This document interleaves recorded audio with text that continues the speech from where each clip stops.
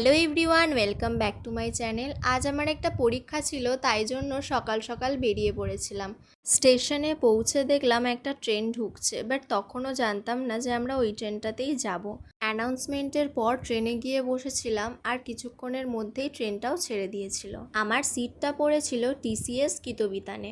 শিয়ালদায় নেমে মেট্রো ধরার জন্য চলে গিয়েছিলাম, কিন্তু টিকিটটা কেটে স্টেশনে পা দিতেই মেট্রোটা বেরিয়ে গেছিলো, তাই পরেরটার জন্য ওয়েট করতে হয়েছিল। মেট্রো ধরার সময় একটু প্রবলেম ফেস করতে হয়েছিল, কারণ আগে যতবার মেট্রো ধরেছি সব নিউ গড়িয়া থেকে, বাট এই শিয়ালদা থেকে আজ প্রথমই ছিল।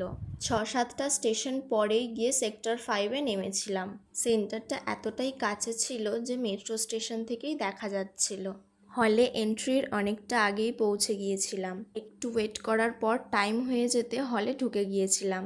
হল থেকে বেরোতেই বৃষ্টি শুরু হয়ে গেছিলো। খুব একটা জোরে পড়ছিল না, বাট যতক্ষণ এক্সাম দিয়েছি একটুও বৃষ্টি হয়নি, মা বলছিল। তারপর সেই একই প্রসেস, সেক্টর 5 থেকে মেট্রো ধরে শিয়ালদায় গিয়ে নেমেছিলাম।